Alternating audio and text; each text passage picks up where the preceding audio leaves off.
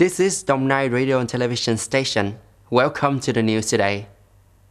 The Economic and Budget Department of Dong Nai People's Council yesterday held a meeting to verify the contents and report to be submitted to the 12th section of the 10th Provincial People's Council. Accordingly, the Economic and Budget Department of the People's Council of Dong Nai Province has examined 9 contents, including submissions of the draft resolution on adjustment and supplementation of public investment targets in 2023, additional adjustment to the medium-term public investment plan for the 2021 to 2025 period, regulation on expenditure levels for organizing compensation, support, resettlement and counting, enforcement of plan recovery, and many more. Speaking at the meeting, the chairman of the People's Council of Dong Nai Province, Tai Bao, noted that relevant sectors should review medium-term investment capital sources and identify projects in order of priority to focus their efforts on implementation. The projects is not urgent to be recalculated. In particular, resettlement arrangement must be a top priority before the project's implementation.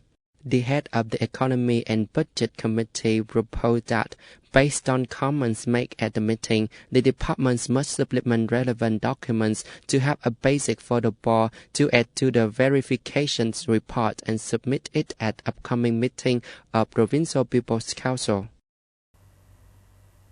Yesterday in Dong Nai, the Department of Technology Application and Development coordinated with the Dong Nai Department of Science and Technology to organize a training conference on application, technology transfers, and innovation activities in the southern region. Attending the conference were leaders of the Department of Science and Technology from the southern provinces and leaders of the department in Dong Nai Province.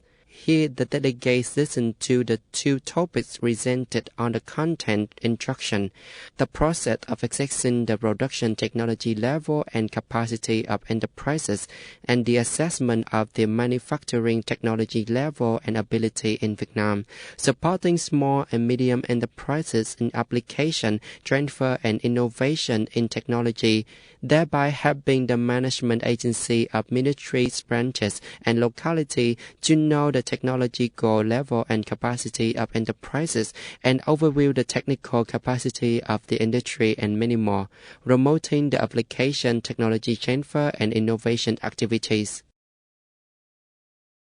According to the General Statistics Office, in the first 6 months of the year, there were 27 items with an export turnover of over $1 billion and 28 imported items with a value of over $1 billion. The U.S. is Vietnam's largest export market and China is Vietnam's largest import market, thus the total import-export turnover of the whole country in the first 6 months of 2023 reached $316.6 billion, in which the export reached $164.4 billion, import reached $152.2 billion.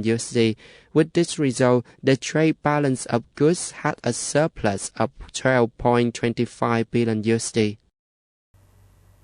Russian Foreign Minister Sergei Lavrov says that yesterday negotiations with Ukrainian President Vladimir Zelensky were pointless when he did not act independently.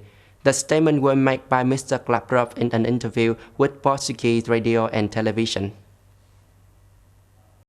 Foreign Minister Lavrov says, "Everybody knows that Mr. Zelensky is not very independent at all.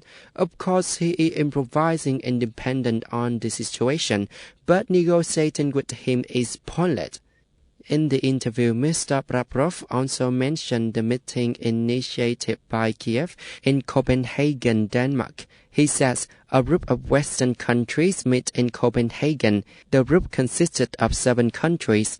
In addition, they invited the BRICS countries, Saudi Arabia, and Turkey. I think the meeting was completely productive because its goal is to support the peace formula proposed by Mr. Zelensky.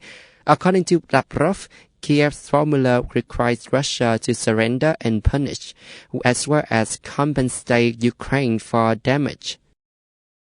Yesterday, the International Atomic Energy Agency (IAEA) announced that there no sign of mines or explosives were detected at Zaporizhzhia nuclear power plant in Ukraine. To date, IAEA experts have not found any signs of mines or explosives planted at the Zaporizhzhia plant, the IAEA says in the statement. However, experts will need additional access to conduct more such inspections here. The IAEA inspected after receiving reports of mines and explosives planted in and around the Zaporizhzhia plant. Earlier, Ukrainian President Volodymyr Zelensky accused Russia of preparing to blow up the factory, but Russia denied the allegation. This is the end of our news today. Thanks for watching. Have a good time. Goodbye.